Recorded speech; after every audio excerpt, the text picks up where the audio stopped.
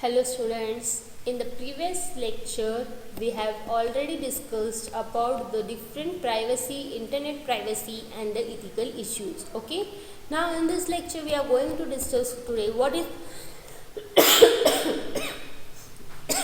what is cyber law and what are the different rules which are used for the law according to the conduct. Okay, so what is cyber law? Cyber law, it is a law governing the cyberspace. It is a very wide term and includes computers, networks, software, database storage devices such as hard disks, USB disks, etc. Internet, websites, email and even electronic devices such as cell phones, ATM machine, etc. The law encompasses the rule of conduct as that they have been approved by the government, which are enforced over a certain territory, which must be obeyed by all the person on that territory. तो what is cyber law exactly? तो cyber law मतलब क्या होता है कि ये एक law है जो डिफरेंट गवर्नमेंट के जो डिफरेंट साइबर स्पेस है वहाँ पे गवर्न करती है. तो इसमें ये क्या है कि ये साइबर लॉ एक बहुत वाइड कंसेप्ट है जिसमें कंप्यूटर्स इंक्लूड किया जाता है, उनके नेटवर्क्स यूज़ किए जाते हैं, उनके डिफरेंट टाइप्स के डेटा स्टोरेज डिवाइसेस यूज़ किए जाते हैं. अभी डेटा स्टोरेज डिवाइसेस मतलब हार्ड डिस्क है, फिर यूएसबी ड्राइव्स है, फिर इंटरनेट यूज़ किया जाता है, डिफरेंट टाइप्स के वेबसाइट्स रहते हैं, इवन मशीन्स है, एटीएम मशीन्स है, सेल फोन्स है. तो वो सब किस में यूज़ किया जाता है? ये साइबर स्पेस में यूज़ किया जाता है. तो साइबर स्पेस में जो लॉ रहता है तो वो लॉ किसके बेस के ऊपर रहता है कि वो जो भी लॉ क्रिएट किया जाता है तो वो लॉ गवर्नमेंट ने अप्रूव किया रहता है. जब भी लॉ गवर्नमेंट के अप्रूव से हुआ रहता है तो ही वो लॉ वैलिड रहता है, एल्स वो लॉ इनवैलिड कहा जाता है.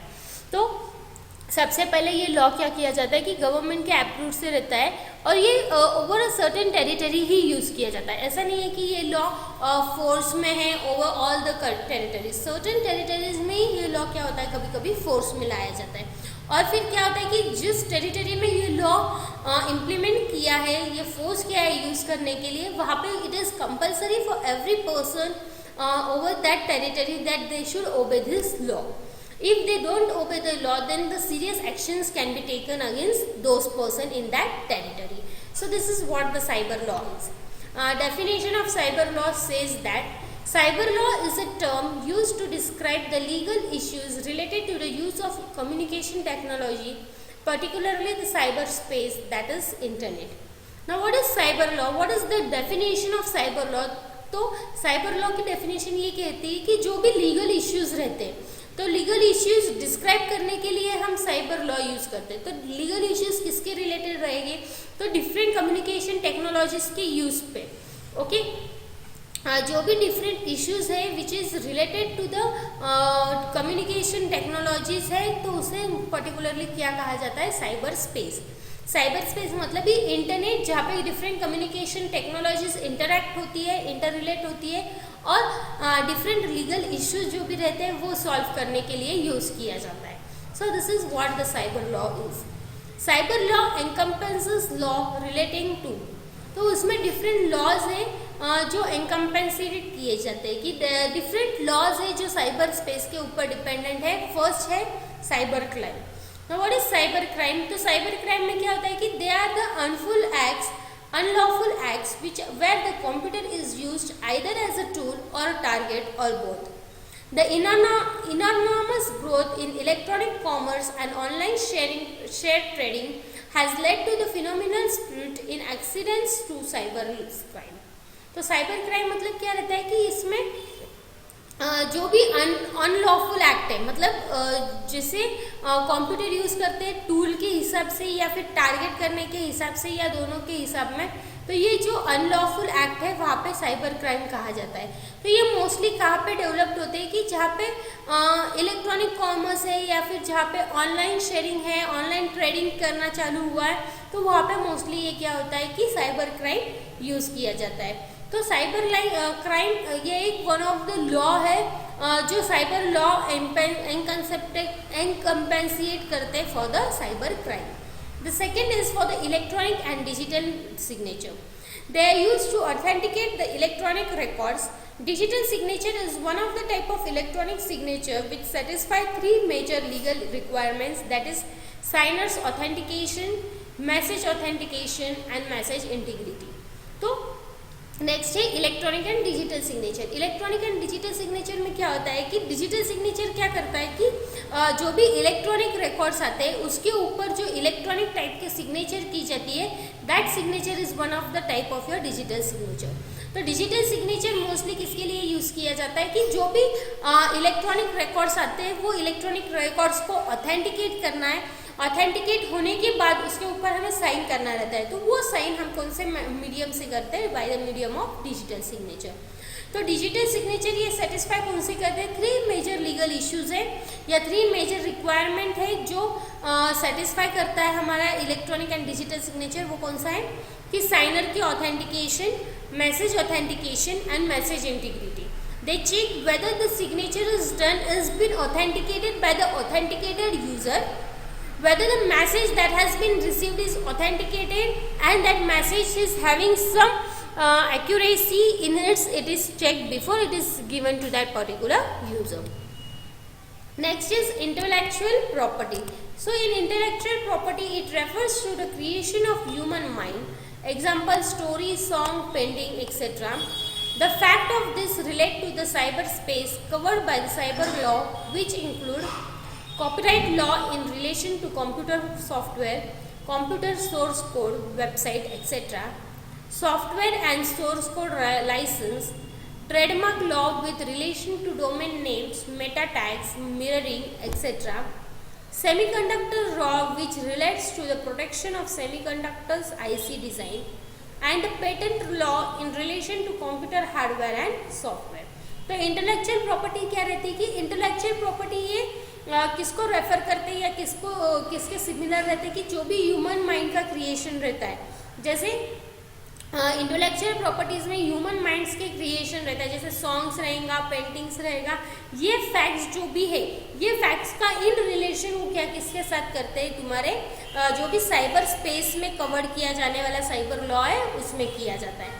फिर इसमें क्या इंक्लूड किया जाता है? तो सबसे पहले इसमें ये इंक्लूड किया जाता है कि जो भी रिलेशन है, जो भी कंप्यूटर सॉफ्टवेयर का रिलेशन है वो कॉपीराइट लॉ लेना चाहिए and it should be copyrighted with the software.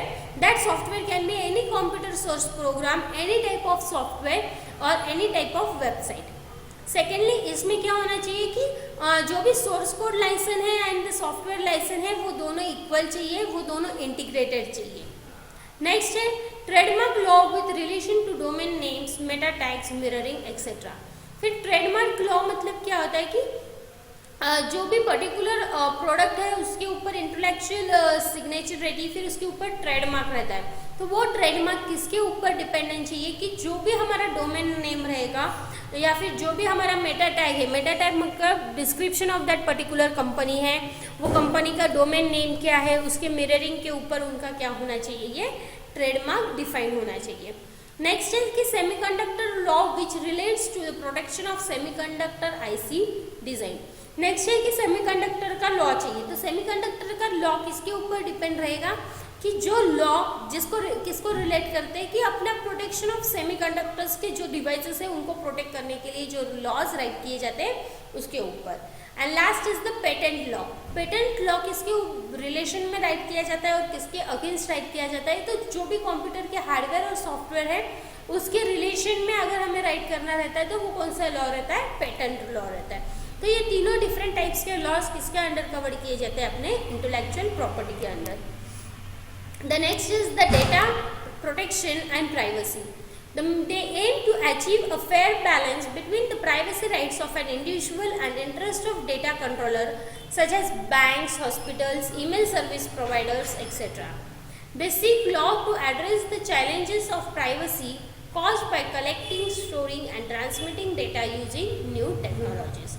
फिर इसमें क्या होता है कि डेटा प्रोटेक्शन एंड प्राइवेसी में सबसे मेन एम क्या रहता है इनका कि to have a balance between the privacy rights of every individual and to the interest, okay, depending upon the interest of data. Interest of data मतलब जो भी इंटरेस्ट है जो बैंक के पास कंट्रोल किया जाता है या फिर हॉस्पिटल्स में है या फिर अपने ईमेल सर्विस प्रोवाइडर के पास है, तो उनके बीच में और हर एक इंडिविजुअल की जो प्राइवेसी के राइट्स है उनके बीच में। एज वेल एज ये लॉ में क्या किया जाता है कि ये लॉ सीख करता है कि जो भी एड्रेस हम दे रहे हैं कि they are able to face that challenges, and वो फेस करने के लिए अगर एबल है तो वो प्राइवेसी की लॉ वो मेंटेन करते हैं। How they are maintaining that law? By collecting the different types of laws, by storing the information and transmitting that data over the new technologies. और आप ये भी कह सकते हैं कि न्यू टेक्नोलॉजीज को यूज करके वो क्या कर रहे हैं, डेटा ट्रांसमिट करने लगे। So this was all about the cyber law. Now next point of this chapter and the last unit of this chapter is cyber jurisprudence. Now what is jurisprudence? Jurisprudence ये क्या है कि you are having the knowledge of law, or you can say just that you have the knowledge about that particular law in detail. That is nothing but jurisprudence. Jurisprudence, this is a Latin word which is derived from juris and prudentia. ये दोनों को muted में combine किया जाता है और क्या कहा जाता है, jurisprudence. ओके, बेसिकली ये किसके लिए डिफाइन किया है कि आपको नॉलेज है क्या नहीं पर्टिकुलर लॉ के बारे में, वो डिफाइन किया जाता है. It is clear that, however, that this is virtual acquisitions had been requisites of properties since they had a value, could be owned, transferred or dealt with. If the value of the property is entirely in the virtual currency, such as lindens, then the disputes will have been entirely as virtual space and fits for volunteer court to decide. फिर इसमें क्या किया जाता है, तो इसमें जो भी इंफॉर्मेशन है वो इंफॉर्मेशन वर्चुअल एक्विजिशंस के ऊपर डिपेंड रहता है. उसमें क्या रहता है कि जो भी प्रॉपर्टी आपके पास है उसकी वैल्यू, वो प्रॉपर्टी ओन किया है तब की रह सकती है, प्रॉपर्टी ट्रांसफ़र की है उसके ऊपर डिपेंड रहेगी, उसके बेस के ऊपर उनकी वर्चुअल जो भी करेंसी है वो डिफाइन की जाती है. ओके, नेक्स्ट है कि इसमें क्या किया जाता है कि जो भी ट्रबल्स आ रहे हैं कि वो फ्यूचर में हैंडल करना है, उसके लिए डिफरेंट ट्रांजैक्शंस हमें परफॉर्म करने रहते हैं, तो वो डिफरेंट टाइप्स के ट्रांजैक्शन हम वर्चुअल स्पेस पे कैसे परफॉर्म करें और वो कैसे हम मेंटली प्रिपेयर कर सकते हैं कि जो भी न्यू कॉन्सेप्ट आ रहे हैं वर्चुअल प्रॉपर्टीज़ के, उसको हम हमारे लॉज रिलेट कर सकते हैं by using this virtual properties. तो इसमें क्या किया जाता है कि एक अटेम्प्ट किया जाता है, एक इनिशियल अटेम्प्ट ऐसे किया जाता था कि how we will exchange this physical society, और इसके जो भी कंसेप्ट है वो हम कैसे रिवाइज कर सकते हैं. ओके, तो इसके लिए उन्होंने साइबर जुरिस्प्रूडेंस ये लाया था कंसेप्ट कि उसमें क्या होता है कि डिफरेंट टाइप्स के जो भी डिस्प्यूट्स है उसे डील किया जाता है. तो फिर वो डिस्प्यूट्स डील करते हुए उसमें डिफरेंट टाइप्स के लीगल इश्यूज आते हैं, तो फिर वो लीगल इश्यूज कैसे रिलेटिंग करना है इलेक्ट्रॉनिक और इंटरनेट के मीडियम में, वो चेक किया जाता है इन दिस साइबर जुरिस्प्रूडेंस. तो इसमें क्या किया जाता है कि एनालाइज किया जाता है कि ऐसा लॉ है क्या कि वहाँ पे even if there is no any type of land और no borders, then that all the different things are from that physical world. ऐसा कुछ है क्या कि वहाँ पे लैंड नहीं है, बॉर्डर नहीं है, तो भी जो भी थिंग्स है वो डिफरेंट रहेंगे फ्रॉम द फिजिकल वर्ल्ड. ऐसा लॉ है क्या, यहाँ पे एनालाइज किया जाता है किसमें, साइबर जुरिस्प्रूडेंस में. उसके बाद इसमें क्या किया जाता है कि जो भी कंपोजिट आइडिया रहती है और साइबर का कोड रहता है, मतलब cyber jurisdiction and cyber code, ये दोनों वेन्यू का कंपोजिट आइडिया कहाँ पे यूज़ की जाती है, साइबर स्पेस में यूज़ की जाती है. और मोस्टली जो भी लीगल इश्यूज रहते हैं वो लीगल इश्यूज एग्जीक्यूटिवली साइबर स्पेस में एंड इंटरनेट में कैसे रेगुलेट करना चाहिए वो किस में देखा जाता है, साइबर जुरिस्प्रूडेंस में. Okay, so in this way we have completed our unit 3 and unit 3 we have completed in this way. In the next lecture we will start with the next unit, that is unit 4. So in this unit we have seen what is introduction to computer network. We have studied the computer network in this lecture. We have seen what is the definition of computer network, what are the different types of network, what is LAN, MAN, WAN, what are the advantages of LAN, MAN, WAN, what is the need of network in the computer world. This all concepts we have seen. Then we have studied in detail about the different types of devices which are used, that is different types of components which are used in the network, that is what is hub, what are switches, what are bridge, what is routers, what is repeaters, that all we have seen with their advantages and disadvantages. We have also studied about what is search engine, what is email, how to write an email, what are the advantages of email, what is the disadvantages of email. Then we have seen the different generations, how the evolvement of internet has been evolved over the generations, and lastly we have seen what is cyber law and cyberspace. Okay, in this way we have completed this unit. In the next lecture we will start with the next unit, that is the last unit, unit 4. Thank you.